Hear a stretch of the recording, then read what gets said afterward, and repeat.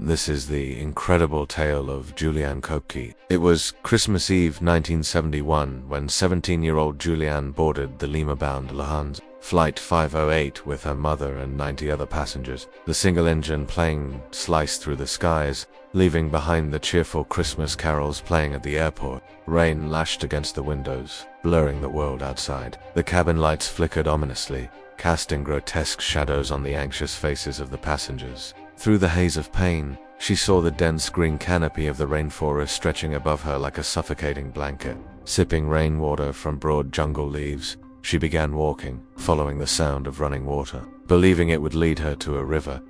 Days turned into nights. Mosquitoes feasted on her blood, driving her forward. Her wounds grew infected, green and black. Pus oozed out, mixing with dirt and grime. Despite the pain, she pressed on, driven by the desperate hope of rescue. Then, on the 10th day, she spotted a canoe on the bank of a river. Near it was a makeshift shelter made of sticks and palm leaves. Julian's heart leaped with hope. Could this be her salvation? As she staggered closer, she heard voices. Men's voices. With a surge of adrenaline, Julianne stumbled out of the jungle, collapsing on the riverbank. The loggers stared back at her in disbelief. Some thought she was a ghost, others an Amazonian tribe member. When Julianne, in a weak voice, told them about the plane crash, they rushed her to safety. Her collarbone was broken.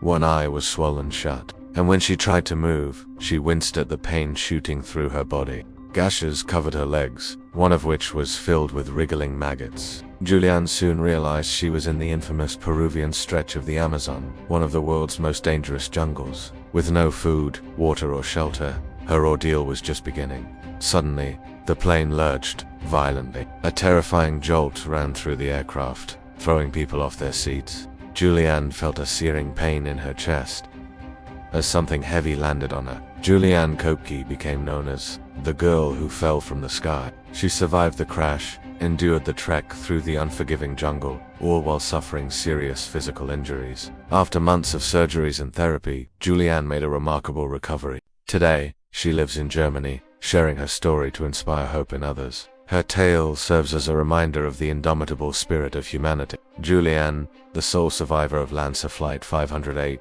cheated death and lived to tell the tale. She looked down to see a suitcase that had toppled from the overhead compartment, pinning her to the seat in front.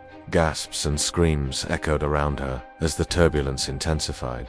Julianne could feel the plane dropping. She gripped the armrests, her knuckles white, as the storm outside seemed to mirror the chaos in her heart. Then, amidst the cacophony, a deafening crack split the air. A bolt of lightning, thick as a man, struck the plane. Metal screamed as the fuselage ripped apart, sending debris and terrified passengers spiraling into the abyss. Julianne vaguely remembered clawing at the seat in front of her, trying to free herself from the heavy suitcase. One moment she was in the plane, and the next she was falling.